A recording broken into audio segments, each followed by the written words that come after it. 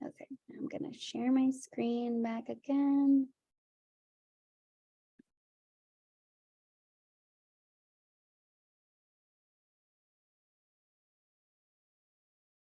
Okay. We will give folks, we have a bunch of people joining. So we're going to give, for those of you just joining us, we're going to give everyone a few minutes to get settled and come into the Zoom room. And then we will get started.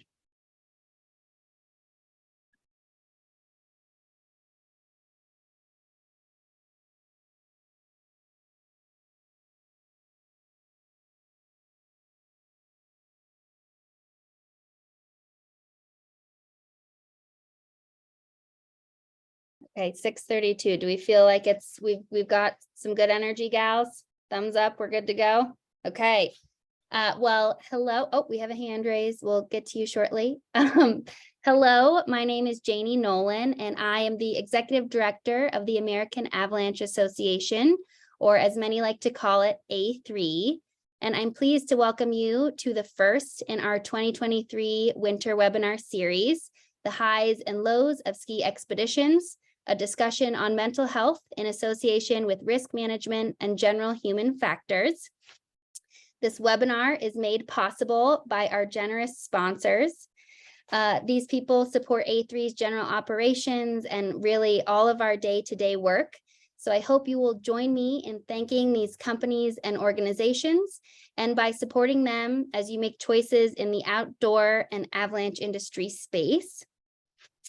Tonight's webinar is a bit unique in that we are going to pair our discussion with two films highlighting expeditions. So I'm going to ask for some grace as we navigate our technology.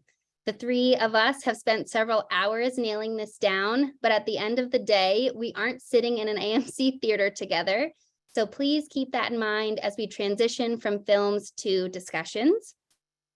Some additional housekeeping. First, tonight, we're going to hear from Maddie Crowell, and we'll watch her film Stepping Out.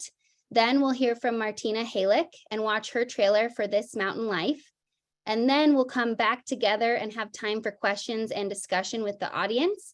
So save your questions for the end in terms of getting them asked, but you can put them in the chat at any time and we will start queuing them up for when Martina and Maddie rejoin us.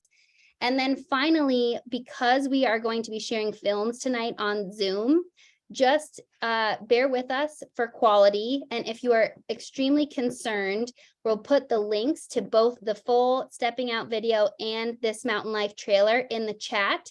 And feel free to watch those on your own internet browser and then come back into the Zoom video or Zoom meeting and rejoin us. So you can watch those on your own and the quality might be a little bit clearer. But hopefully, if we've done our jobs right, it'll be clear enough that you can join us here and see both films just in the Zoom webinar. And then the last piece before we get started is just a friendly reminder from Lynn Wolf, our editor at the Avalanche Review. Lynn has asked me to tell all of you that the deadline for the last TAR of the season is February 15th. And she is also collecting pictures of this season's avalanche cycles. So if you have any great photos, please send them her way. And after I introduce Maddie, I will include Lynn's email in the chat so you can email your submissions to her directly. And with that, I will introduce our speaker, our first speaker here tonight, Maddie Crowell. Maddie, go ahead and raise your hand. Perfect. Maddie was born and raised in Telluride, Colorado. She graduated from the University of British Columbia, where she fell in love with Canada and earned a degree in forest sciences. Today, Maddie splits her time working as a mountain guide on Denali in Alaska and as a heli ski / backcountry guide in the San Juans, in addition to teaching a few avalanche courses here and there. Last winter, Maddie was joined by her friends Lanny Brunts and Mally Noyes in the Alaska Range for a self-supported mission documented in the film Stepping Out. Maddie, over to you. Great, thanks, Janie. I appreciate the introduction. I met Janie at the Four Corners Snow and Avalanche Workshop this past October in Silverton, Colorado. I gave a presentation there that was along these same lines, and Janie asked if I would be willing to do something on an A3 webinar. I was pretty psyched on the idea. However, when she first asked me, I did envision only like 25 people, so it feels a little big to have this many attendees, but thanks for being here. That being said, I really do value the opportunity to share the backstory to a film I made this past spring. I think in this day and age, we're so inundated with so much content from the internet and socials that it's rare to share a personal side. So I'm really excited to share this, to take this opportunity. The name of my presentation is Stepping Out to Step Back: The Highs and Lows of a Recent Ski Trip and How an Expedition Redefined My Relationship to Risk. It's a little more on the personal side, but I'm also really excited to share the first professional ski project I've ever worked on. I've been on the Solomon Ambassador team for about 5 years, and when I was asked to be part of a film with 2 women from their global athlete team, I was pretty thrilled. We created the project entirely ourselves, which means on the back end, we spent about 6 months coming up with the idea of where to go, how to do it, reaching out to sponsors for financial support, and recruiting a filmer and photographer. We also wanted the style of our trip to be completely self-supported, in the sense we would do all the prep work, food packing, gear organizing, we'd do all the cooking and setup while we were out there. We didn't want to hire a guide or a camp manager, and we wanted to make all the decisions. Essentially, we were ready to step out into bigger terrain, step out into leadership roles, step out into a base camp expedition, and step out into a new team. We headed to the Alaska range and we were able to produce a film and tell a story that I'm pretty proud of. I'll let the film speak for itself and then dive into a follow-up from the trip in relation to risk, my takeaways, and a few reflection points. I think you'll see from the film that it's not your typical ski porn hype up movie, but there are some moments of glory. Our goal was to show more of the process, the ups and downs, and give an authentic representation of our trip that didn't quite meet all of our expectations. So without further ado, I'll present Stepping Out, and it should play clearly here on Zoom, but I think Janie put a link in the chat as well.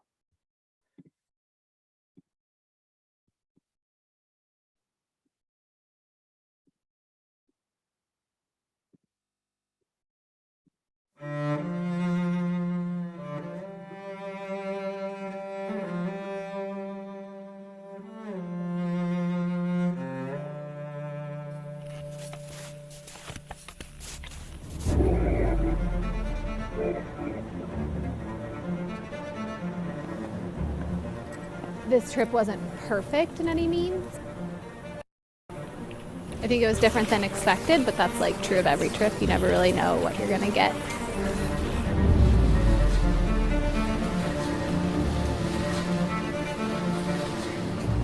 What I think is so powerful about being uncomfortable, like at some point you can't put on some facade. Your true colors show.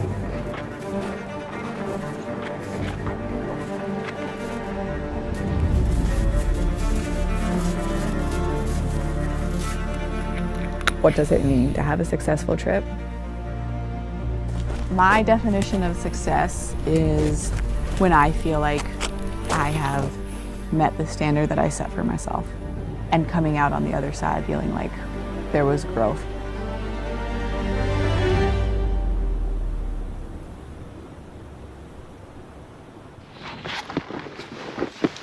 Here we go. We made it. We made it. Setting up camp, moving all our stuff. So on my team, I've got Lonnie Bruntz and Maddie Crowell.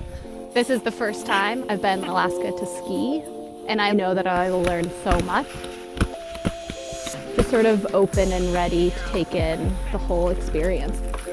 Maddie, Lonnie, and I have been planning this trip since October, so it's been over 6 months of planning. We have 10 days of skiing planned, and then we're doing a base camp style trip, so we'll be in one place for the whole time and just doing tours from camp and trying to go ski some Alaska lines.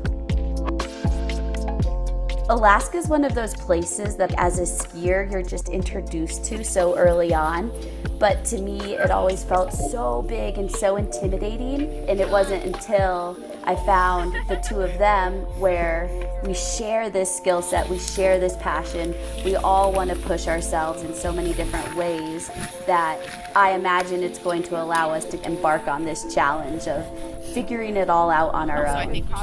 We'll like switch to our... I'm psyched. This is what I've always wanted is, you know, those good days in the mountains and you're just like, yes, this is why I do it. It's so sweet that it's happening. And it's just like so good. Okay, here starts the process.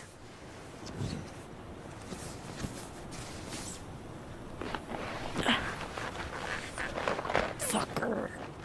This is one of those mornings when you go to make a PB&J and you have to like pry apart the frozen bread only to scoop like frozen peanut butter. All right, this is usually the good boot. Let me try again. Oh, yes. I'm so psyched to like walk out to that sunshine here soon. My passion in life is skiing, and I've directed everything in my life to skiing. I work part-time. I work as a nurse, not a doctor, so that I can ski. So I think of Alaska as sort of this place to really step into pushing my skiing to the next level. 8, 9, 10. 1, 2, 3. There. Stop. Surface ore is so hard to see once it's buried. Thicker crust? I've been a follower for a really long time, and it's really easy for me to be in that position. But it's a whole different ball game when you're like out there on the end of the rope being like, I'm not sure if the snow bridge is gonna hold me. Like, do you have me back there? And it's a different mentality. It's like a different risk tolerance for me. It's different decision making because you are making those decisions. We did not like what we saw south-southwest, so we're trying to tuck in to see something north, mostly for baseline data, but if we like what we see, potentially getting to ski what's below. Still in assessment phase, so just trying to cover our bases. The scale is so much bigger and hard to read coming from Utah and Colorado. Today, we finally had done our homework, had learned and gained insight from the last few days and familiarity and comfort to be able to step up into bigger terrain. So I was thinking there's kind of 3 options here. One is to like traverse across to this little V, and it looks like it's a snow bridge we could keep our skis on. I kind of like the idea, that left one you pointed out, of like a maybe it goes, assessing, and when we're under it, and then if it's like, oh God. Then we can still just traverse over to the right. Yeah. Ooh, first run crossing. Yeah. We all have limited glaciated experience, so when you go into a situation where no one is an expert, it becomes more challenging. I mean, I've never crossed the Brooks Run before. Yeah. It's just, do you see how steep it is? Totally. How are we supposed to get our belly plates on then? Should we maybe go and practice on a smaller, easier one to get down our system? Maybe. Nobody knew. Totally. And I was like, okay, like let's try right. Oh, nope, I don't like it. Let's go left. Okay, nope, I don't really like it. Oh, okay, try right again. Fell in. Okay, is left doable? Like, I don't know. Like, I was just so confused at that point. I was like, I don't know. It's okay to be scared because you're paying attention, but then there's the point where it's like that gut feeling of scared, and then it's time to turn around.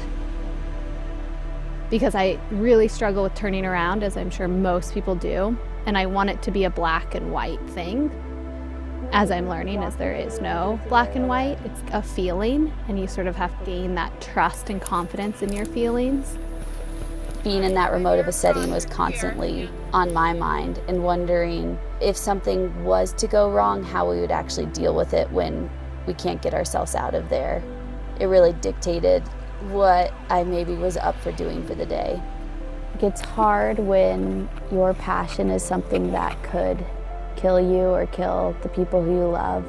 And I'm just still coming back from an experience where I was in the mountains and I lost the person who I cared most about, and it was all a matter of mistakes we made. And it's a really hard thing to live with. Now knowing like the true reality of when things go wrong, what that means, whether it's a slip and you die or an avalanche and you're killed, but until you see it firsthand, it allowed me to live a life very free of any fear, that allowed me to progress and challenge myself in the mountains in a way that now I don't have that freedom.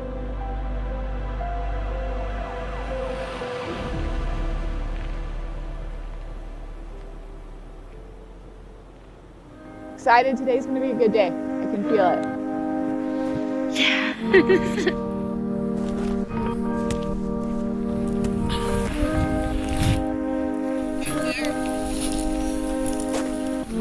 Yeah. Nice. Way to go, way to work through that. Prepping.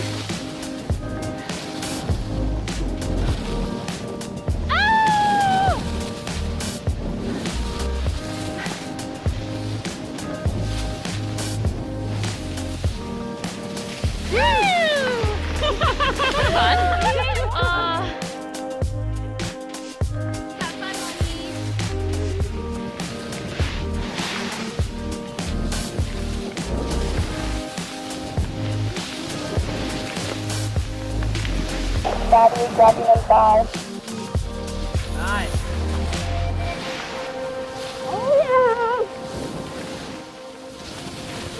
Nice. Super good.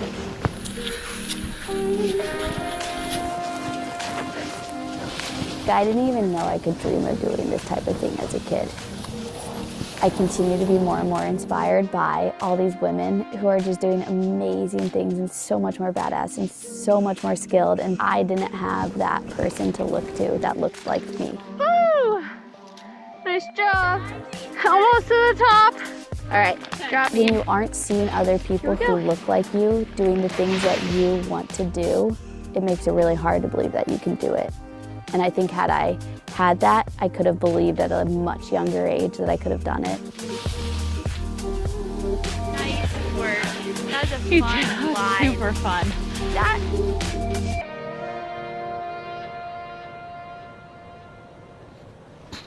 Just working with some expedition hair here. Yep. This is day 7. These types of adventures show your true self and like where your weaknesses and your strengths are. And I think for me, I have to be put in these challenging environments that are like remote, or we're like having to do all the work to survive, so I can see those qualities in myself. What's in store today? Going back, the Shrund Run that shut us down a few days ago. We're hoping this line will actually hold some good snow, but first we have to cross the Shrund, and then we have to make it up, and then come down and cross the Shrund again.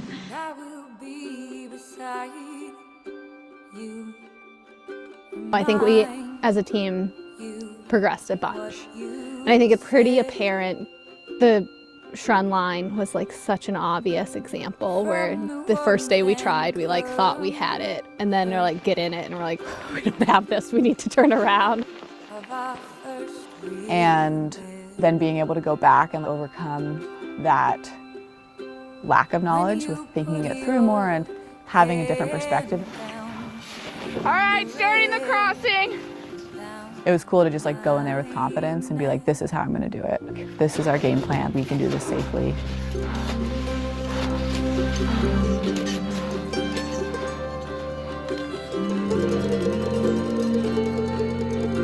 All right. Nice job, Maddie. Cheers. yeah, nice work. Highlight of my day was seeing Lonnie, who, when we had flown in, I'm looking at Shruns and I'm like, oh my God, you have to air them. And she's like, you don't have to air them. I'm not airing. I'm jumping over a berg Shrun. And in my mind, I'm like, no, you just gotta go for it. All right, Nick, Lonnie is dropping in 5. Here we go. I would like to paint you a face, sing she you did. a voice, write you a story, and I would like to be the one, be the love, be the glory.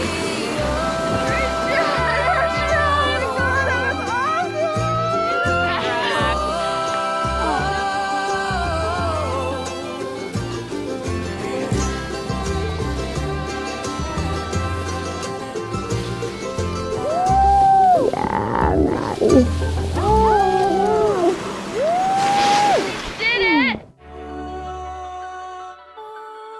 I don't remember ski films very well, but I remember certain scenes, and I can't tell you anything else about the film, but I remember the scenes of the people working for the entire line.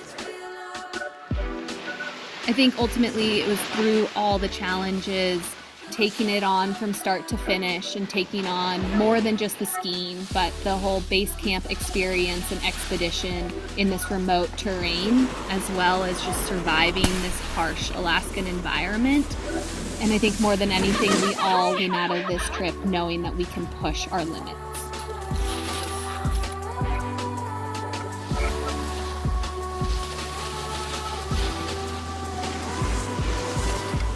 Yeah!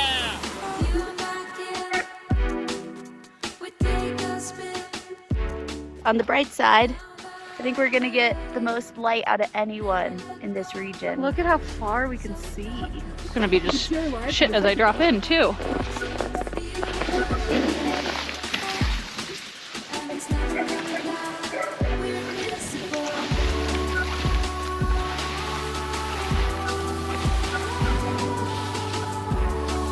Yeah! Oh! Have fun! Sending.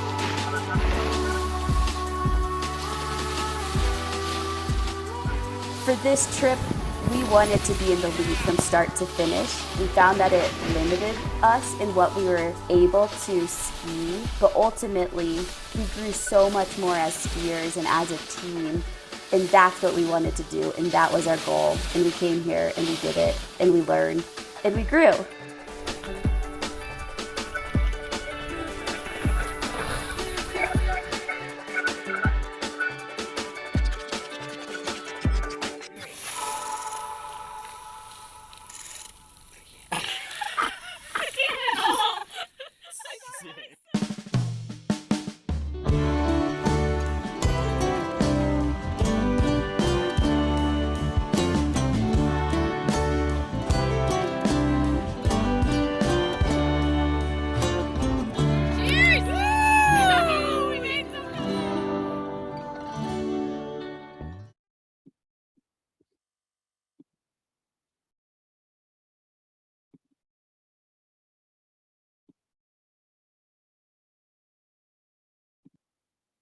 Great. So hopefully everyone was able to watch the film clearly with decent sound. Again, the name of my presentation is going to be The Highs and Lows of a Recent Ski Trip and How an Expedition Redefined My Relationship with Risk. I wanted to start and talk about some takeaways from this trip. On this trip, we had big dreams of stepping out, and in some ways we did. But ultimately, we had to take a step back in order to reassess our relationship with risk. We had ambitions of stepping out of the classic follower roles. We wanted to be our own guides, make our own decisions, and assess the terrain on our own terms. There were a number of reasons that once we got out there, we had to step back, slow down, and try and redefine how we wanted to manage risk. For me, there were some major reasons why this trip challenged me in unexpected ways. I think first and foremost, it was my first time filming. The pressure to film, get the shot, and fill our deliverables for our sponsors felt heavy to me. It changed how I was looking at the mountains, where I wanted to go. In some ways, I felt like I should be pushing myself to do more, but at the same time, I felt like we were brand new to this zone, and I just wanted to figure it out on my own pace. It was a conflicting dynamic that I hadn't experienced before, so I didn't have the right tools to try and manage risk and make decisions in a new role of being an athlete versus skiing for myself or guiding someone. Additionally, something that happened is what I've decided to call the domino effect. The domino effect demonstrates just how complex our relationship with risk can become and how it can affect our mental game on bigger trips. It's not just one thing. I think previous experiences, past trauma, expectations, and so many things can compound and make it more challenging to manage risk and make decisions. For me, it was a culmination of factors. I worked 29 of 31 days in March. I had started a new job as a heli guide that was demanding and fun, but required all of my energy. It was the fact that I only gave myself 2 days to do the meal plan, food shop, and gear pack for 5 people for 2 weeks.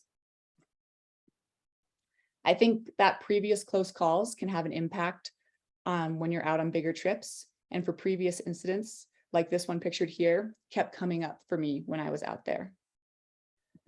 It was the fact that I was dealing with the grief of one of my best friends dying by suicide only a year before. It was also that a close ski partner had passed in an avalanche just 2 weeks before I left for Alaska. It was as all these things compounded that I felt my role in our team dynamic shift. I'd only skied with Maddie and Lonnie one other time. We didn't have the foundation, so when things got challenging, we were navigating this dynamic for the first time. It was social comparison of us wanting to film things that we'd seen in classic Alaska films. Lonnie, Maddie, and I all hold really high standards for ourselves, so we were disappointed when our expectations weren't meeting the reality of what we were skiing or the gains we were making. So all of these factors played into where my mindset was and essentially how I was managing risk and trying to maintain a strong head game. The domino effect made it hard to make decisions and step out.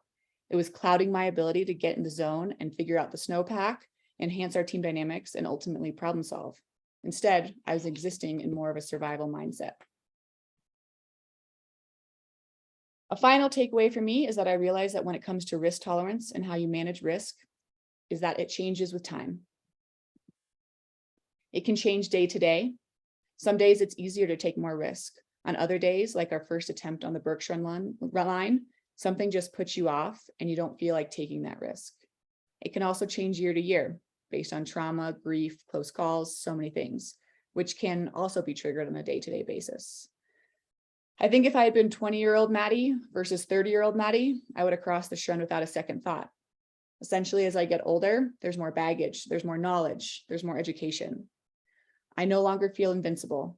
Living in an ignorance is bliss type of backcountry world. For me, there's less freedom to take risks the more I know. I shared a number of takeaways, but while Martina and I were discussing and prepping for this webinar, I shared with her some of my biggest reflections from the trip, things that I would have maybe done differently and things that I had to work through. First of all, in terms of things I learned, I would do differently for bigger ski trips. It revolves around the pre-trip. I would give myself more time to rest before the trip instead of burning the candle on both ends, because I think I could have shown up as a better version of myself. I worked so much in March and then flew to Alaska April 1st. If I had given myself a little bit more time in there, I think it would have been better. I think we also could have tried to ski more as a team to develop a foundation for team dynamics, and we could have been more explicit with what each person was hoping to get from the trip. Additionally, after the trip, I had to work through a lot of shame and guilt. And just because I felt like I affected and created challenges on this trip. However, through a lot of personal work, I did realize that everyone that shows up on big expeditions is contributing to the atmosphere and dynamics. We're all in there together. So I want to wrap up this presentation with a little tribute to the people that have inspired my ski community to do the things that we love, because sometimes we have hard trips. We have highs and lows. The things that we love are dangerous. Risk management can be tricky. And without mentors, educators, or friends, we wouldn't get the feedback or have the support to learn and grow from these experiences. I want to share this quote from Hillary Nelson, who recently passed away. We have such an affinity towards comfort, and with comfort, there are amazing things, but we neglect sometimes to take risks and to dare and to step out of our comfort zone. My hope is for everyone in what they do to realize that all these comforts that we have made for ourselves are sometimes a detriment, and we should step outside of that and dare, take dares, and take a couple of risks, and think differently about who we are and how we live. This really resonates with me in life, but also specifically from this trip. I think the point being made here is that risk and being daring can help us grow.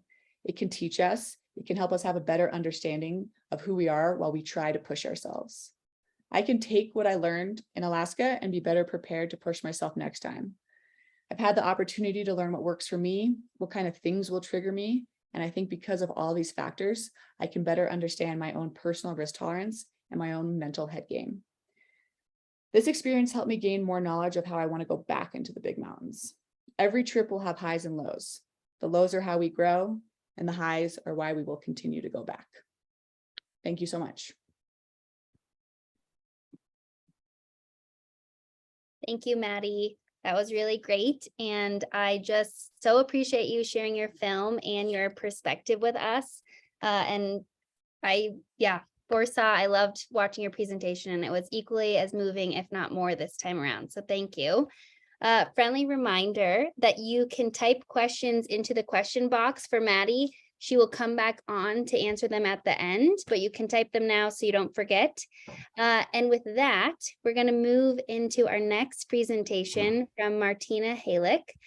Martina has worked in the avalanche industry for 16 winters as a ski patroller, ski guide, and avalanche technician. In 2017, she completed a 5.5-month-long ski traverse through the coast mountains in BC and Alaska that was featured in the film This Mountain Life. Martina is currently a field technician / forecaster for Avalanche Canada in the Northern Rockies. And Martina, the webinar is all yours. Thanks, Janie. Yeah, I'm actually on maternity leave now, but next year I'll be back in the game. Yeah, so hi everyone. I'm really excited to be able to share my story with you guys today. Let me just get my screen going here. And perfect. All right. So over the course of my life, I've spent a little over 7 months ski traversing through the mountains of BC and Alaska. And I feel like I've learned a lot through that process. Some days felt like I was just barely surviving, and some days became the most memorable of my life. My longest expedition was an attempt at a complete traverse of the coast mountains from Squamish, BC to Skagway, Alaska over the course of 5.5 months in the winter of 2017. This meant living in and moving through complex mountain wilderness every day in whatever weather conditions got thrown at us. We were often so remote, we didn't have the option to bail if the avalanche hazard was extreme. Oh, I gotta go back. I didn't mean to go that far. Hang on. My trip partner for all this was my mom, Tanya. She has worked as an avalanche forecaster and has a lot of mountain experience. We each went into the trip with different life experiences and mindsets, hers being a lot more stoic and generally optimistic than mine. So I'm going to play a trailer for the documentary called This Mountain Life that was made featuring our story and several others. You guys can check out the full film afterwards if you like. The mountain will lift you physically, intellectually, and spiritually.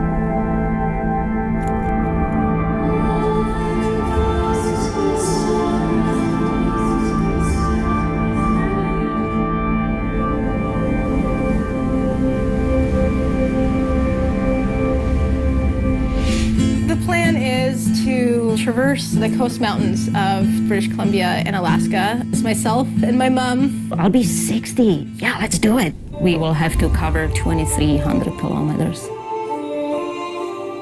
What they've chosen to do is over some of the most rugged remote terrain in North America. 6 months in the mountains. I would not do this trip. Oh, that's fuel. Oh, I was hoping it was vodka. We spend a lot of our time so removed from our body and everything that it can provide.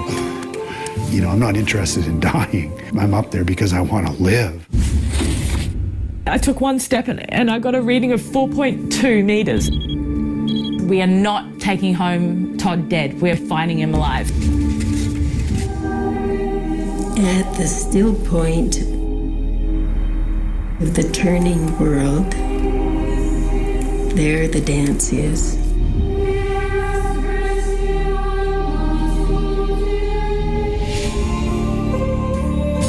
I don't think you get true adventure without some suffering. I don't feel old, right? I feel I can do this. Is this too risky? Should we try and find a different way? Should we back off? There's definitely a chance that we'll fail.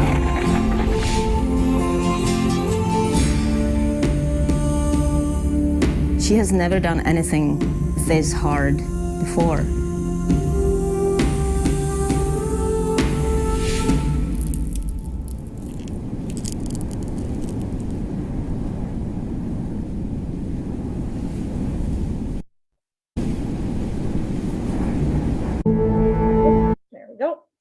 So yeah, hopefully some of you are going to check out that film after. It's really good. All sorts of different stories involved in that, including mine and my mom's.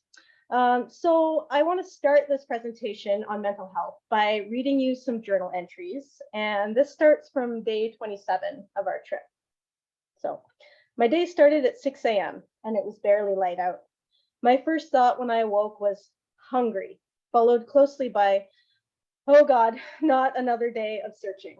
I thought finding the last food drop a week ago was bad, but that was only 7 hours of searching and only a day's walk in the wrong direction.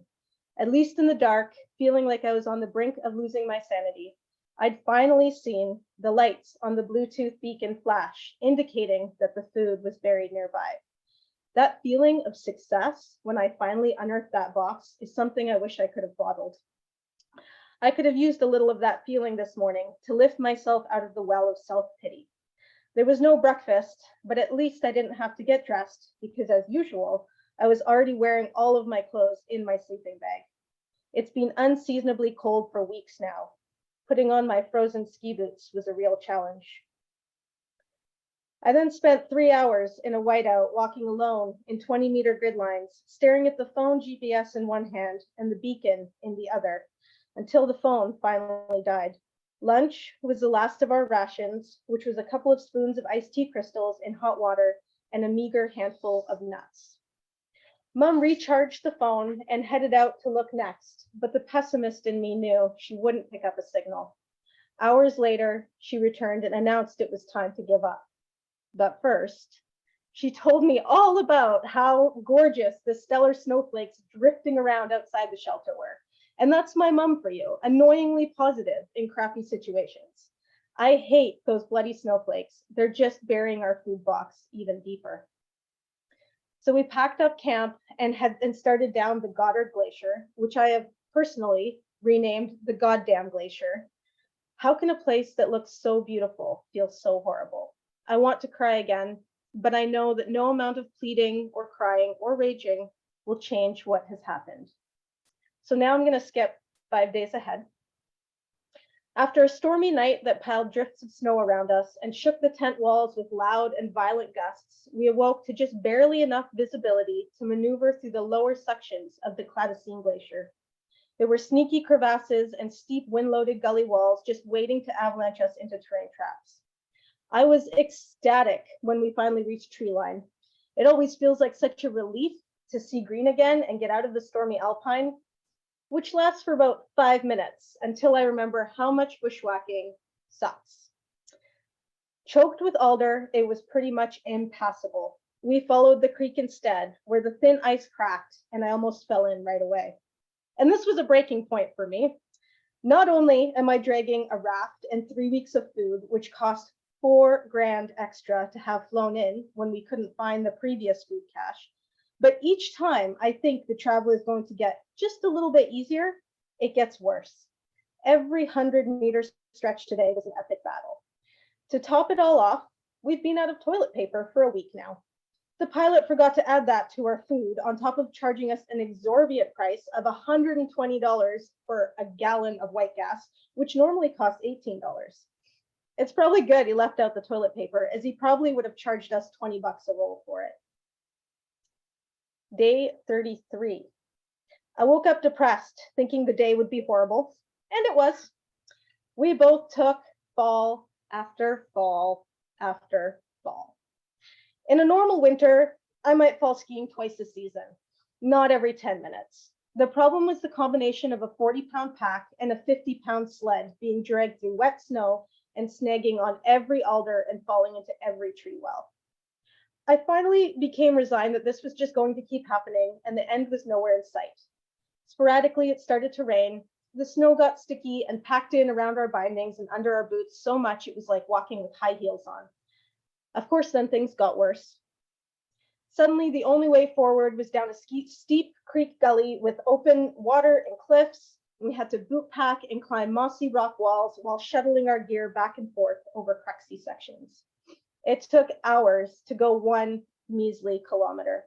We camped on the shores of the creek after the hardest traverse day so far, and probably of my entire life, a mere 3.5 kilometers, miles from where we'd started this morning. Day 36. The forecast for the next few days is dismal. Starting tomorrow, it's going to rain. Then Wednesday, it's going to get biblical on us, which is supposed to last well into Thursday. Over 150 millimeters, 6 inches of rain is expected. Mom, as usual, is in an annoyingly good mood, despite how horrible this week has been. She's always gushing about seeing a whiskey jack or hearing a chickadee and hugging trees like the 60-year-old version of Snow White. She asked me today, well, what were you expecting? Because apparently I complain too much. And I was definitely expecting difficulties, but not everyday constant struggle. I thought this could be fun sometimes, not always searching for unfindable food caches and enduring horrendous weather. I didn't think I'd be starving for days and then lugging insanely heavy sleds through alder-infested valleys of blue. I thought, maybe sometimes we get a nice sunny powder run down a glacier instead of always being lost in crevasses and whiteout, and that maximum physical effort would see us move further than 4 kilometers in a day. I thought there'd be more fun and less just trying to survive. I thought there'd be toilet paper. And finally, there was day 38. I've discovered it's actually possible for things to get worse, and exponentially so.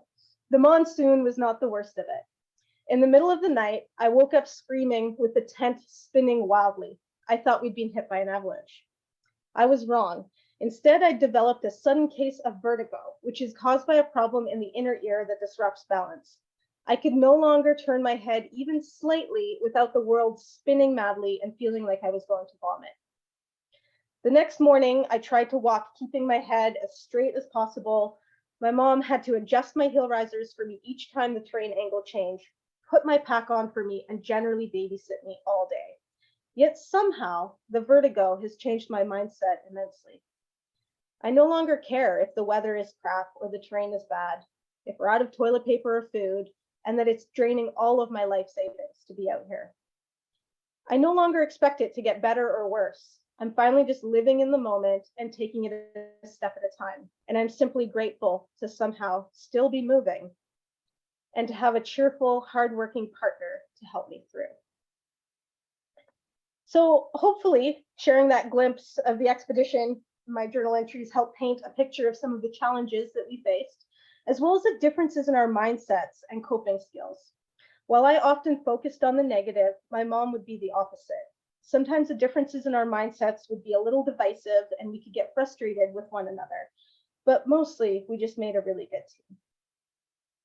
When I hear reports of failed ski traverses, I feel like the conflicts between party members are one of the top reasons for failure, close calls, and accidents. I think choosing a partner is one of the most important decisions in planning an expedition and shouldn't be considered lightly.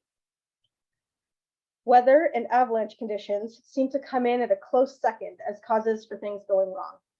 It's not normal for us to go skiing when the avalanche hazard is extreme or the snowpack is isothermal and the weather is horrible. So these experiences tended to be new to us. My longest ski traverse before this had only been 5 days long. So some days we cruised under blue skies all day or explored magical ice caves. And some days it took 8 hours to chip out a snow cave like this one to escape the extreme winds and just melt some snow. Having limited resources like food also meant we tried to move as quickly as possible using the shortest routes. If we delayed too long or waiting out a storm or trying to find alternate paths, it meant going hungry later. We had food delivered in various ways, and this is one way. You can probably picture some problems that arose trying to find this food box 2 weeks later.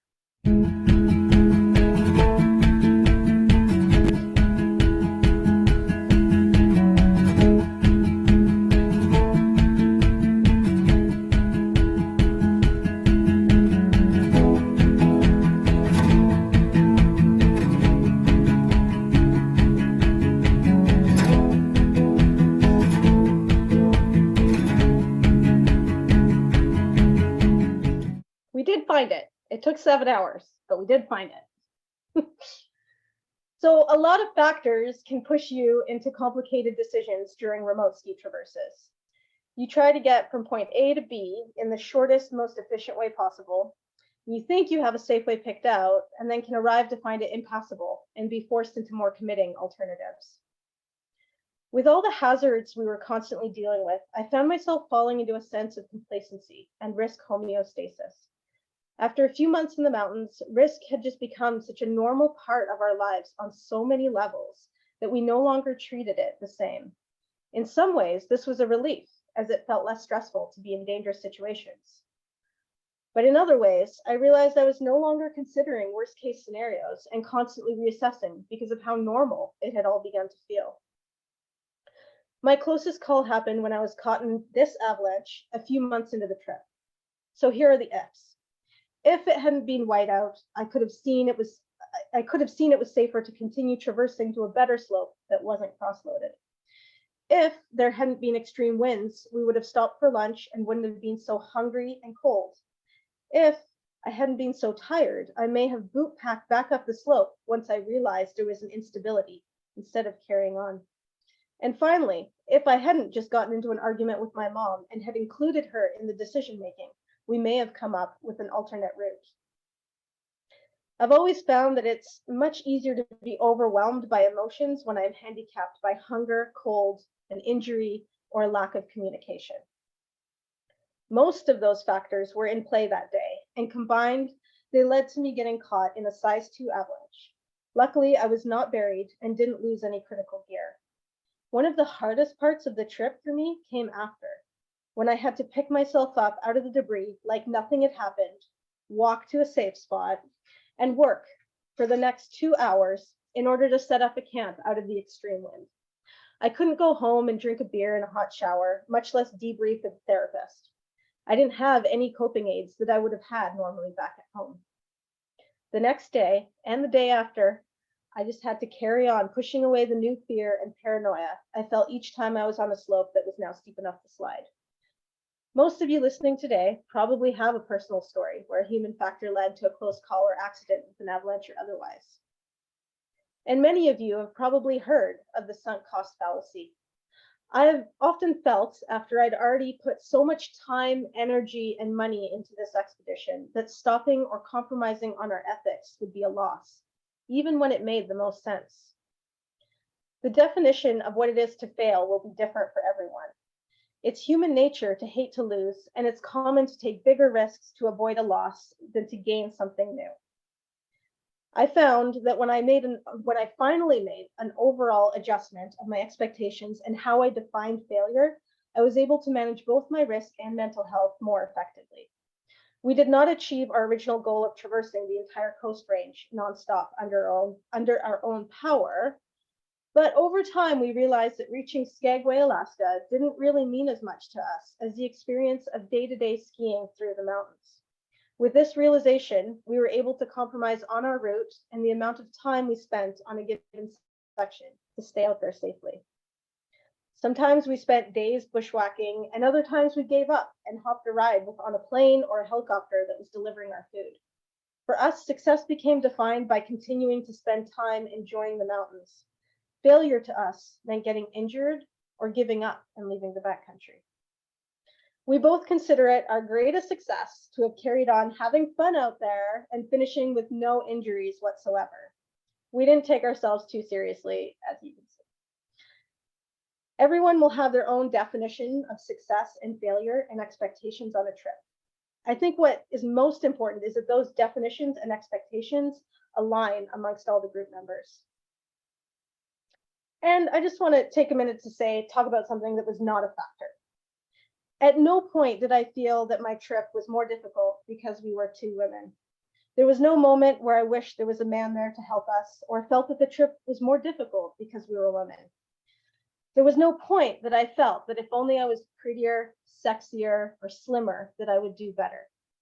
There was something incredibly refreshing about spending so much time away from any sort of extraneous discrimination, expectations, judgment, and biases against women.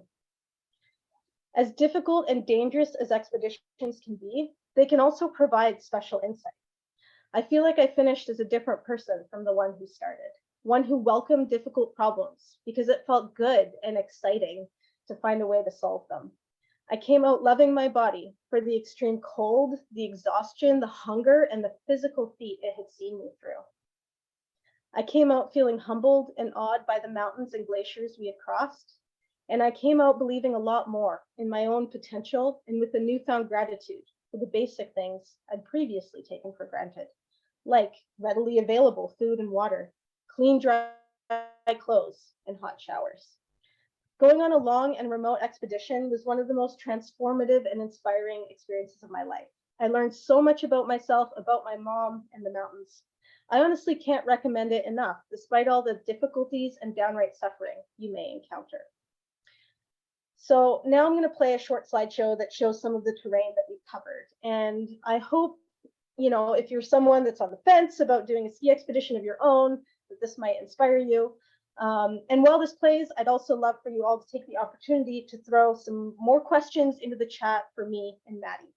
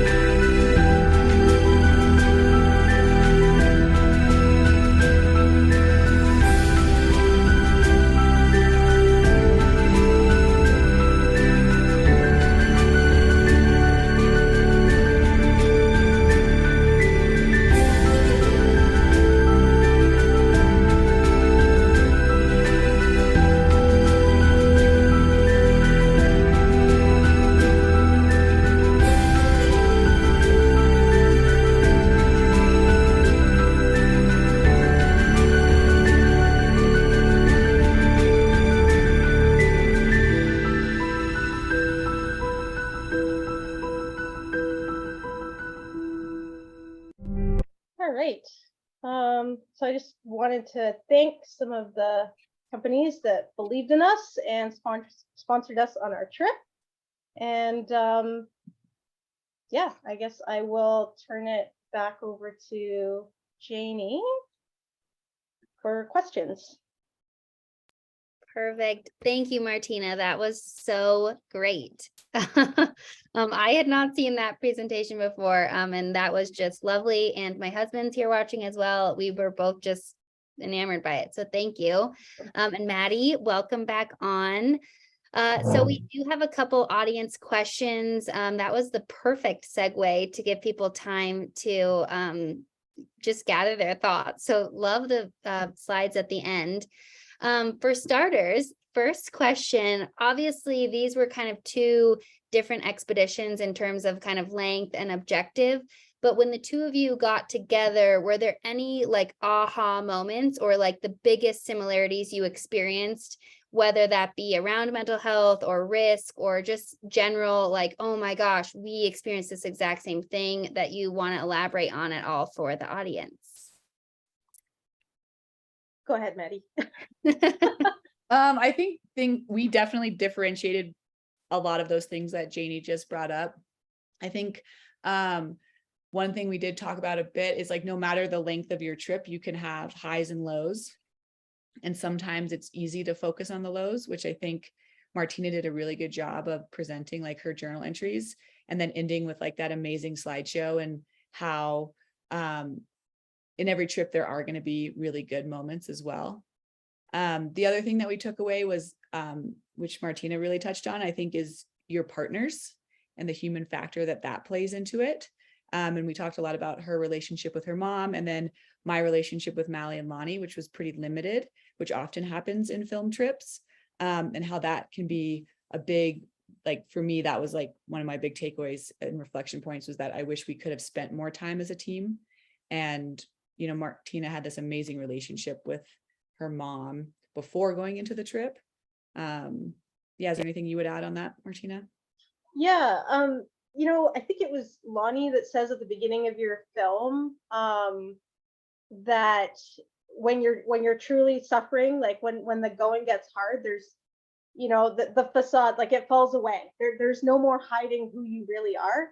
And that's what I learned, you know, about myself through that like week of stuff that I named it, you know, and so I could see, you know, I really learned like, oh, well, my mom is just handling this so well because of her previous life experiences and things like that, which I didn't really touch on in this film, but, you know, running away from behind the Iron Curtain and all that sort of stuff. Like she's had guns pointed at her, you know, while she's pregnant, she's escaping through the mountains. And so like going hungry for a few days or not having toilet paper is not a big deal. Bushwhacking is not a big deal, but for me, it was a really big deal. And so, you know, when Lonnie said that in your film, I was like, yep, yeah, you cannot hide who you are. Like you really learn who you are when you face these difficulties. And I think it's really valuable to learn that about yourself. Yeah, I don't know. I felt like there were quite a few similarities with just things that popped out at me, like people saying, you know, throughout the film, and then in your presentation. Like, yeah, there's definitely nothing that I disagreed with. I think the differences were just, you know, how things changed over time, like, you know, 10 days versus 5.5 months sort of thing. Yeah. Awesome. Thank you both. Kind of building on this, we have a question from Melis, and I think it really relates. Did you two feel like you had a good vocabulary and structure around discussing making decisions and appreciating the many recent stresses you had experienced before the expedition? And I think, Maddie, that's kind of leaning on you coming in, having experienced some loss or some trauma. Did you feel like you had a good vocabulary with the team on that? Yeah, I do. And I think, however, something that happened was it was easier for me to connect with certain people on the team because of their trauma and experiences. And so we were able to speak more of a communal language, which I think is really common, versus if you haven't had that sort of like trauma or dealing with grief or like that consistent grief that hasn't quite gone away, it's harder to understand, which you can't blame people for because they just have no connection to those experiences. But it did kind of create a bit of a barrier in communication sometimes because of a lack of understanding, which is no one's fault, but it just happens when you haven't had those similar experiences. So for sure, I think it's easy to articulate it, but understanding it is a totally different thing, especially when you're trying to get the shot and you're trying to film and someone's having a moment like, wow, like I'm feeling like really triggered right now and I'm scared, and people are like, whatever. And you're like, you're like, okay, and so for me, it was easier to connect with some people on the team. And then I think it added some stress in other ways with a lack of understanding. Yeah. Martina, anything to add there in terms of you and your mom's vocabulary? Yeah, I mean, I think what Maddie said makes sense. Like, obviously, you know, I speak the same language and I grew up with her. And so like communicating on one hand was like really easy, but the understanding wasn't, right? So for me, like one of my triggers became like alder and baby hemlocks. Like we would just like come to the top of a mountain, like a pass, and I'd look down and see this valley we'd have to bushwhack through. And I would just look at it and start crying, right? I'd just be like, no, because I just picture, you know, everything that had happened, all the bushwhacking we'd had to endure before that. And, you know, my mom would just be like, God, like, we're not even there. Like, just chill, like, we'll get through it. It'll be fine, right? And then for her, she couldn't stand being wet, which for me, I'm like, well, if we're wet, it's raining, that's great. It's like 0 degrees, it's not minus 25 anymore. Like, that's awesome. Like, I love that, you know? So we definitely had different triggers, and I'd say that our language and our tolerance for each other, and yeah, I think we just became more gentle with each other as we understood more toward the end, sort of thing. And there were a couple times, well, so the film crew joined us for about 7 days out of 5.5 months, so not that much. So there were some issues there. Everyone's not bad, like we loved, you know, being with them, but I think that, you know, we would forget that they didn't have the same experiences that we did. So when we're just like, oh, we're just gonna pack up there, or we're just gonna do this, and yeah, I think they were, some of it may have been like above their risk tolerance or tolerance for suffering and stuff like that. So Totally. that answers the question. Next question. What did you already have in place, and what did you wish you had in place around making daily decisions regarding routes and travel plans? And maybe Martina, you can start that one. Sure. Because you had such a long time of it.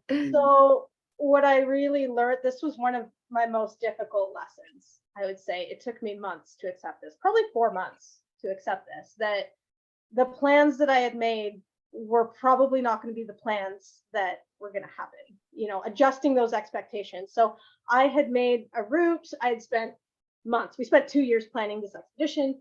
I had created this route, you know, on Google Earth that I then imported on a guy. I was like, this is the route we're following. This is good. And then something would happen. You know, our food drop would be like placed a couple miles away from where we asked for it to be placed. So now we have to go this way. Or, you know, the avalanche hazard would be extreme and we could no longer go this way. And so now we had to do this giant detour that was like 3 extra days or whatever. So I guess, yes, there was tons and tons of planning for routes and food and everything ahead of time. But one of the biggest things that I had to learn and be okay with was just accepting that that would go out the window. And that, yes, you try and be as prepared as possible, but to also just be prepared to let it go. And instead of mourning the fact that you now can't take that route, or you don't have your food, or you have to pay an extra, you know, $2,000 for something, you just go with it. Like, expect it to not go well, but not in a pessimistic way. I don't know if that makes sense, because there was a while where I was expecting it to all go to crap, but that was making me depressed, as opposed to just being like, you know what? I will be able to solve this. I've solved all these other things. So if it goes right, great. And if it doesn't, if my plan doesn't come together, then that's okay, because something will still come together and we'll be okay. Mm-hmm. Maddie, anything to add? I know you guys were picking routes kind of for the first time, fully, you know, self-sustained on your own and making those decisions. Any tools there that worked well? Yeah, I think we had a bunch of couloirs and routes that we wanted to ski that we had pre-planned from like the computer and photos. And then it snowed for 4 days straight before we were actually able to fly into the glacier. And so for me, I was like overwhelmed by just the amount of snow that was there, because we just don't get that same sort of snowpack in Colorado. And so I was like trying to wrap my head around the snowpack while we were trying to push it and like ski these bigger lines to get shots for the film. And so I think we had like a basis of a game plan of lines we wanted to ski. And then that all just was tossed out the window once we flew onto the glacier, because there was just so much more snow and we had to learn how to assess it.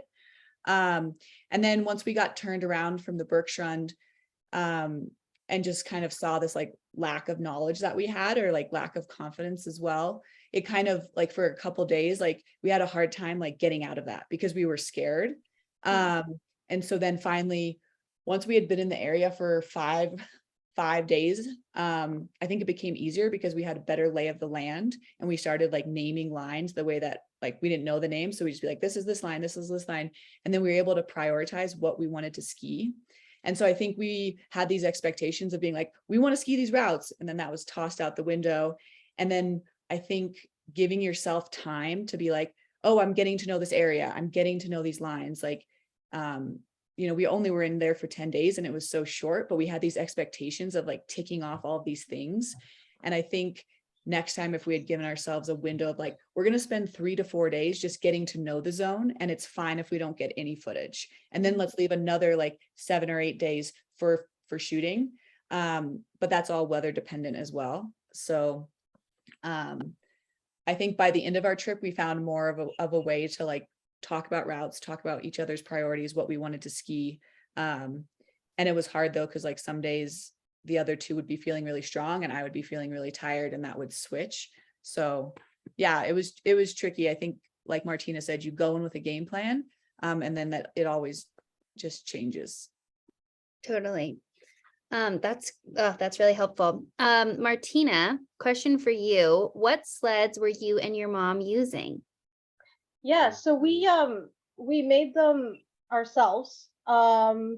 If you want to see how they're made, Google John Baldwin. He wrote this guidebook for ski traverses in the coast mountains, but just Google John Baldwin toboggan and it'll pop up. Basically, they're made out of crazy carpets, so that like plastic that you like slide down in the snow as a kid, and some grommets, and yeah, the whole thing. It costs like $15 to make or whatever. So yeah, we did go through 3 of them. So they did take a beating with the bushwhacking. If you're doing an expedition that's just on glaciers, you'll be fine. But if you're smashing them into trees all the time and dragging them over rocks, then you know you'll probably only get like a month out of it.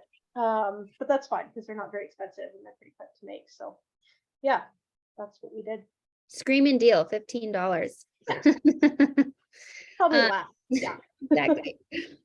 David, this is a question for you, Maddie. David asked if you could share more about your thoughts on choosing expedition / backcountry partners. Yeah, I think normally in my like recreational life here in Telluride, I pick partners that I have long histories with or that I've developed over a long period of time. I think as an athlete, you don't get that many opportunities to be in ski films. This may be my only chance, who knows? And so I think I was enamored by that idea. And so I really wanted to be part of this project. And I think we talked a lot about team dynamics before we went out there, but there's only so much you can do on a FaceTime call before you're actually in the field and you're seeing what challenges you as a group. And we did spend 4 days together here in Telluride skiing together, but it was a very different dynamic because I was the expert and I was showing Lonnie and Maddie around, and we were able to ski really well and really fluid and have amazing communication. But when we got into the Alaska range and no one was a leader, it became more challenging for us. And so I think I have no regrets at all. But I think just like Martina said, the importance of your partners is really important.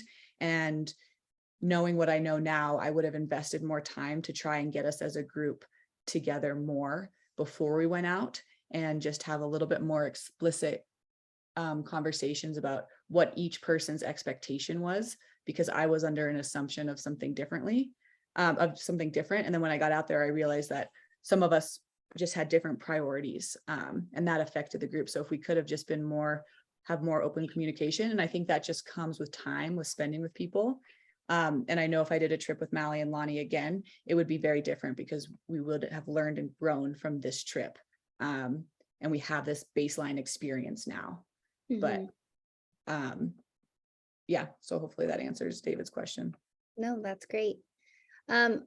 Martina, there's several questions around this, and I'm going to merge them into one. The general consensus is, would you do it again? And I want to add, one of the questions is really excellent, and it says, hi, Martina, you have a child now. What would you do if your child asked you to traverse the Coast Mountains when you're 60 years old? Would you do it? And then Kemke says hi from Bruce Jack. That's all part of the question. So I don't know if you know that person. Ryan Bougie? Boogie? Oh, and Ryan. Okay. Yes. Okay. So those two question. people were actually quite important. So Ben actually joined us for 5 days of the traverse. And then Ryan Bougie actually was very much an inspiration to do the traverse as well. He had done the traverse from Vancouver all the way to Wrangell, Alaska, a few years before we did. And I remember thinking that it was just insane that he was able to do it. And somehow, though, that was inspiration to try it as well. He also helped us with some food caches and stuff like that. So yeah, thanks. Hi, guys. So back to the other questions though. So if I would do the trip again, I definitely don't regret doing the trip. I don't know that I would do it again because there's so many mountains out there and different trips to do and things like that I wouldn't necessarily do the same thing. Although it would kind of be impossible to do the same trip as well, just because the weather, there's so many factors that go into your route. And it's kind of funny for the person that asked whether in 30 something years my daughter's going to ask me to do the same trip or not. The question is whether there'll still be glaciers then, and like not as many of them. Even the difference on our maps and satellite photos that were even just 5 years old, how much those glaciers had receded then. Like even now, nobody can do the same trip that we did. Like they can't, the ice doesn't exist anymore. But yeah, I don't know. That'll be interesting to see if she wants to do something crazy like that. She has gone on her first couple of ski tours, not trips, yeah, already. But I've only been a mother for 13 weeks. So, I see a question that has asked to share something that, I learned from my mother that has influenced me as a mother. And I still have no idea what I'm doing as a mother at 13 weeks. I do think that becoming a mother, it's almost like, I feel like I understand my mom a lot more in her mindset. I think becoming a mother, you get so much more used to suffering and like sleep deprivation and pain. Your pain tolerance goes up and just discomfort, just being wet and cold in a tent. Oh, that's nothing compared to, some of the things you have to endure when you're pregnant or giving birth or afterwards and stuff. So yeah, I think it just makes you tougher. I think I definitely learned how to be tougher from my mother, and I hope that I can pass that on. Yeah. We love that. This is a night of tough women doing really tough, cool stuff. Maddie, on that same kind of tough technical piece, we have a question here asking if any of your group had training pre-trip regarding navigating things like bergschrunds, and if I think kind of crossing that bridge when you were already out in the scenario, like if that worked well, or if you would do it differently, or did you have knowledge coming in and kind of talk us through that?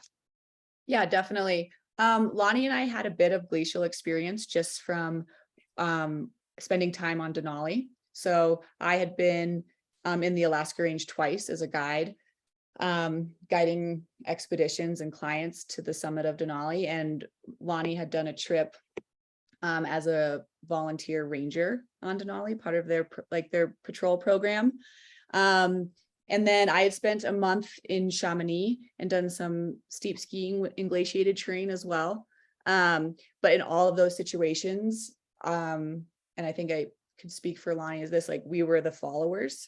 So I think it's really easy to show up as a really strong follower. You can be really dialed, you can show up in time, you can be strong, you can be efficient, you can help contribute to the decision making of how to do things.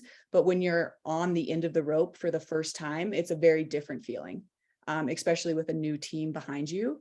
And so that was really different for me. Like, I think I'm really good at like encouraging people and like helping assess the situation, but making those final decisions in the mountains was something I wanted to push myself with. So I would say our experience was limited. There was definitely knowledge. There was practice that we went into, like practicing our crevasse rescue, talking about glaciating terrain. And I think the day that we did the Bergstrand, I was feeling pretty off. And that's due to a lot of reasons.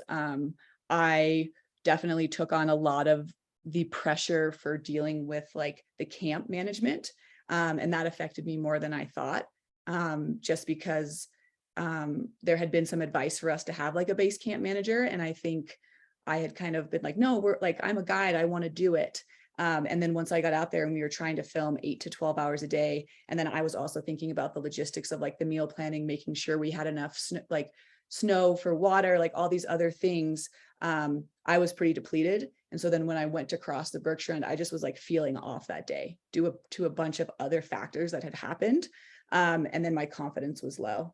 And so I think that's why I needed to step back. And I think in different conditions or different mindset, I would have felt more confident, but it was like a culmination of all those factors. Totally.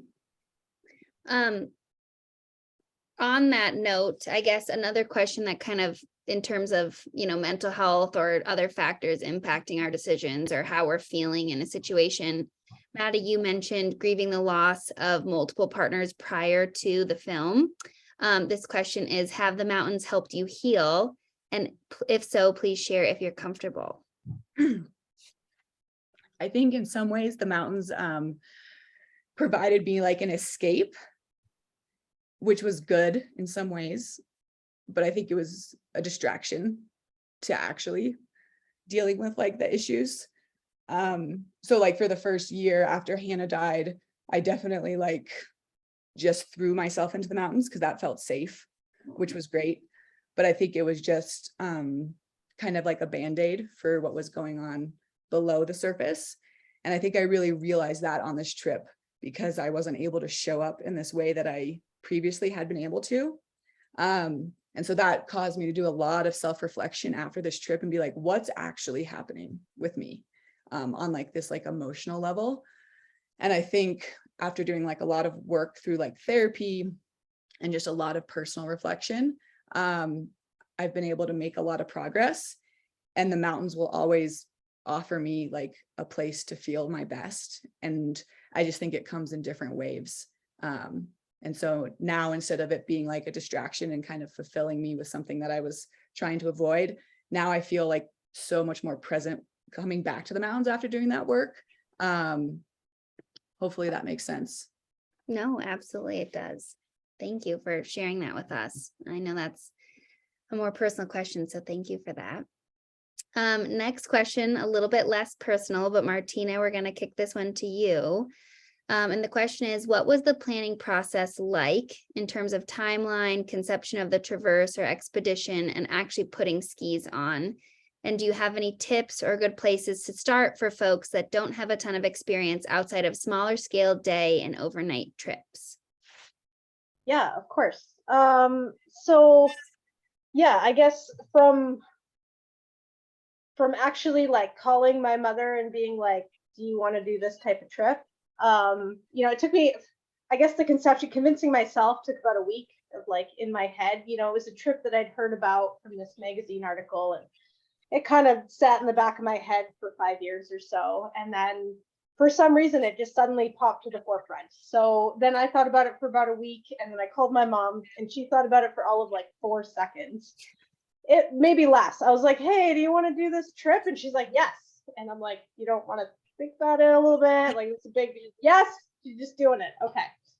So from that point, yeah, it was about 2 years of planning and preparations. I'd say the biggest factors were figuring out our route, and then the food. Food was a big deal, figuring out the food drops, you know, trying to get some sponsorships, things like that. I would say that, you know, I think the second part of that question is the most important, like the advice that I would give to people that are like, oh, well, you know, I've only done a couple of overnighters, or I've only done a couple of ski traverses that were a week long or something like that. Before I took on this trip, my longest ski traverse was only 5 days long, and I'd only done like 2 of them. And my advice is just do it. Like, just, you know, I mean, not to be reckless, but like, were my mother and I the best people to attempt this traverse? No. I mean, there's plenty of people that are stronger and smarter and whatever, would have had less epics, but we're the ones that did it, you know?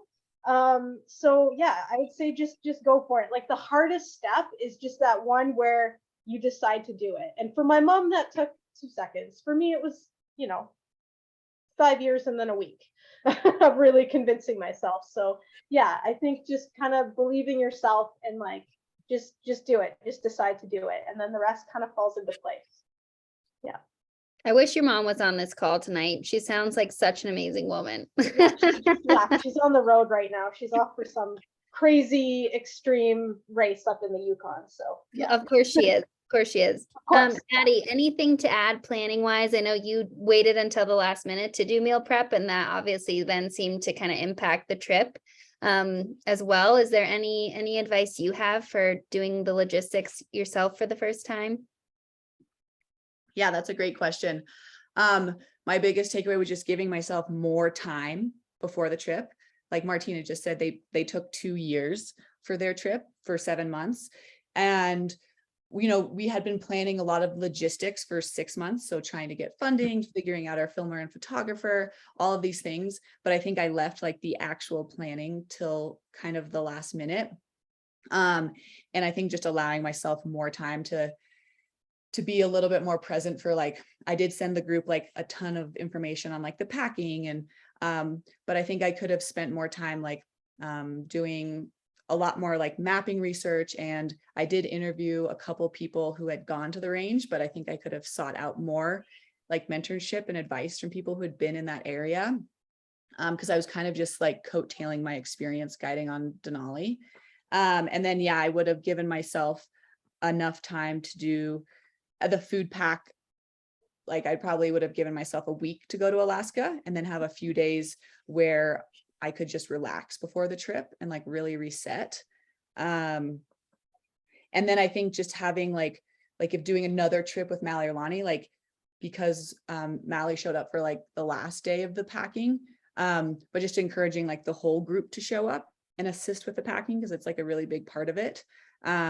But I felt like I was lacking in other areas of our group dynamics in terms of not being a global Solomon athlete. I just was on the ambassador level. And so they were using a lot of their connections to get like our filmer and our photographer and like our financial support. So I was like, oh, I'll take on all of the Alaska. And I think I should have just communicated a little bit of just what a big endeavor that actually is. And so, yeah, I think I have like a baseline now for a meal plan that I could use. Like, I have notes and things that I took off, and I did like a big reflection of like the technical aspects after that trip of how I would want to be a better leader, and things I would do differently. The other thing that I would have done differently, I think, is I had this assumption that everyone had the same amount of winter camping experience. And I think before the trip, I should have allocated a day that was like a full training day, and like everyone would have been there to like set up the tents, and like we could have gone over how to use the whisper light stoves that we had, and like how much fuel things are, and like how the meal plan was going to work. And we just didn't allow ourselves enough time. And I think that would have set the foundation as our whole team with our filmer photographer to set the expectation of like, this is how you use all the gear. Because I was also utilizing all my own personal gear as well as one of my companies that I work for. So I felt like responsible for it. And I think I should have been a better teacher. And that would have helped me be a better leader. And that was like one of the big takeaways, because I just ended up taking on a lot of that stress and pressure instead of like setting us up for success by being like, here's how you use all the things. Even if you've used it before, here's like a refresh. And so, yeah, that was a huge takeaway for me as like the leader that I want to be, is like teaching people by doing instead of just taking on all of the work, and just more time. Yeah, good question. Okay, we're coming down. We had said 8 p.m., but I have 2 more questions. One, oh my gosh, and of course, Blaze Reardon just asks one last minute. So we have 3 more questions. The first question, Maddie, I'm coming back to you, is your trip was obviously shorter, but Martina talked a lot about how her relationship with risk changed because she was out there for so long and just embedded in risk. So it just became just kind of casual in terms of like being panicked by it, or just her relationship with it really shifted. Even though your trip was shorter, do you feel like in your 10-day span, your relationship also really shifted with risk, or it didn't change at all, or it got you know, had more, you were willing to take more or less? Yeah, great question. Martina and I actually had a pretty lengthy discussion about this because she used the term risk homeostasis in correlation with her trip. And for me, I just don't think our trip was long enough to have risk homeostasis. I think that we did learn and grow enough in that trip that we were able to come to certain lines again, like the Berkshire line, and come in with more confidence because we had spent, you know, like 5 or 6 days there. And so I think there was, throughout even just our 10 days on the glacier, we were able to become a bit more confident, I guess. We definitely didn't reach risk homeostasis, but I would more say we became like, we started finding our groove as with the risk tolerance as a group and being able to make more aligned decisions with that in some cases. And I think I just became like, I think it changed day to day a bit as well, just based on where like some of us were with our mental game and our mental health. So yeah, hopefully that answers part of that question. That absolutely does. And then one more, this is Blaze. The last question I want to ask both of you, because it's a great one to end on. But one sliding in question from Blaze, right as I was cutting off, is Maddie, would you prefer to do another trip sponsored and filmmaking or not? And if so, why? That's a great question, and I've thought a lot about it. I think, I don't know if I have a preference, but I think my next trip, I definitely want it to be a personal trip along the same lines where I can take a more leadership role in terms of the logistics. So I can like grow that part of me that I just talked about in terms of being like a leader and a teacher. But I would definitely still go and do another film trip if I was asked to be a part of one. And I think my stepping stones would be to do like a personal trip and like gain those skill sets. And then once I feel confident, propose another film trip that I can be the lead of, in correlation with other women or athletes. And then I know that like that would be kind of like the order of things that I would want to do it in. I don't know if I would jump right back into it, maybe depending on the crew, but yeah, that'd be my preference. Okay, good to know. If any sponsors are watching this, Maddie is open. And I guess Martina too, because you guys were also, your trip was filmed. It just felt like in the presentation, there was less pressure from you and your mom feeling like we have to perform to get these rad lines. I guess on that same note, like, how was that experience for you guys? I mean, it was far, talking to Maddie about her experience. I mean, it was far, like she had a film crew the entire time, whereas we were just kind of sent off. Like I said, they filmed with us for 7 days out of 5.5 months. And there wasn't really any pressure to like look good skiing or, you know, promote any sort of product. Like our sponsors were separate from the filming. And I don't think we even really had a good idea of what the film was going to be about before it was made. And so, I mean, for us, for example, there is, I kind of always laugh at this, but the way that documentary turned out, there's like, I think 5 or 6 shots of like my mom drinking tea. And there's one shot of us skiing at the very end. And people, like some people afterwards have come and asked me, they're like, you skied more than once, right? Like there was more than just one downhill ski at the end. I'm like, yes. But you know, they focused on different things. There was no like, you know, you have to ski this couloir, you have to make it. They were just like, whatever, just following us around. They didn't make us reenact anything. They didn't have any, they just were getting what they were getting kind of thing. So yeah. So I guess the answer for me, whether I would do it again or not, I mean, it was great for us. I think that, you know, if it's something that someone that's watching is considering, I think sponsorship is one of those things that can also really not be worth it. You know, I, for one, in the past with different projects, I have taken bigger risks because I was being filmed or photographed. I have been injured because I was skiing a certain way because I was being filmed. I have had my photographer be caught in an avalanche that I set on him, and it was all set up because we were trying to get a specific photo. So, you know, your risk, I think the risk is higher if you are if you're working for a sponsor or you are being filmed, and it's something that should really be considered. There's more to it, especially if it's for just like a free jacket or something, you know, like it's probably not worth it. It has to be something, it has to be a good reason to take that risk. So yeah. Okay. You guys, okay, this, you have each 20 seconds because another question slipped in and it's too good, so I have to ask it. Because I think the audience will love it, is how did you find mentors and how do you mentor? So bright and brief, it's to both of you. Maddie, if you want to start.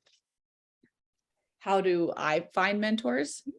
Yeah, that's always a tricky question when my students ask that, like when I teach avalanche courses as well. I think to find mentors, you have to have the ability to reach out to someone you might think would be a good fit.